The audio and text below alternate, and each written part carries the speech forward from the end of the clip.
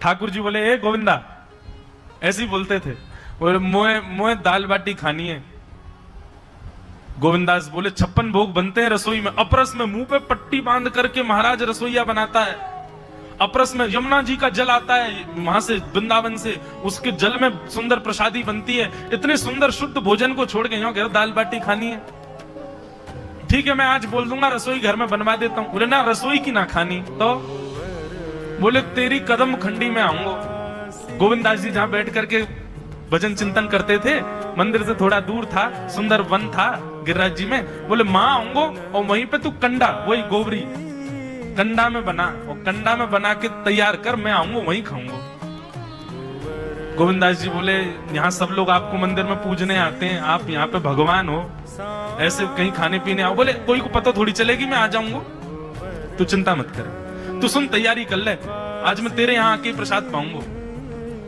गोविंदास जी चुपचाप मंदिर से भाग गए, किसी को बताया नहीं। किसी को पता थोड़ी कि ठाकुर जी ऐसे बाहर भी चले जाते हैं, सबको लगे अंदर ही रहते हैं ये।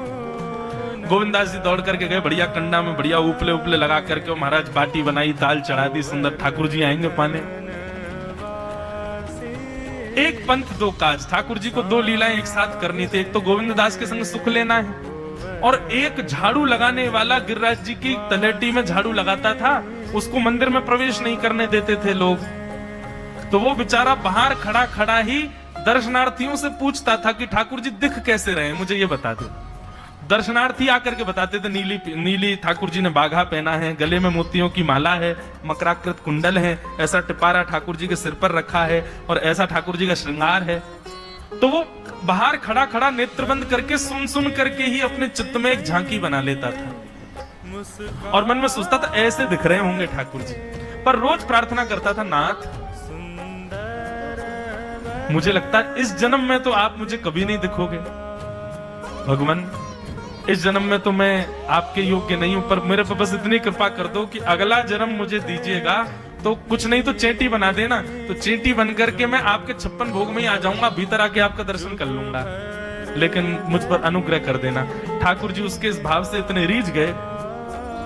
गोविंद दास को बोला था कि दाल बाटी खाने आएंगे, मंदिर बंद करके सब तो चले गए वहां से, सब लोग भोजनालय में भोजन प्रसाद पाने लगे। ठाकुर जी मंदिर से निकले अचक करके बाहर, गिरिराज पर्वत के ऊपर विराजते थे। जैसे ही बाहर निकल करके आए तो गिरिराज पर्वत के नीचे ही वही झाड़ू लगाने वाला नेत्रों से आंसू बह रहे थे, ठाकुर जी का चिंतन कर रहा था। आज ठाकुर जी ऐसे दिख रहे हैं, सिर पर चांदी का मुकुट पहना है, ठाकुर जी ने आज गुलाब का इत्र लगाया है, ठाकुर जी के ऐसे ऐसे मकराकृत ठाकुर जी के कटाक्ष, वो सब चिंतन कर रहा था।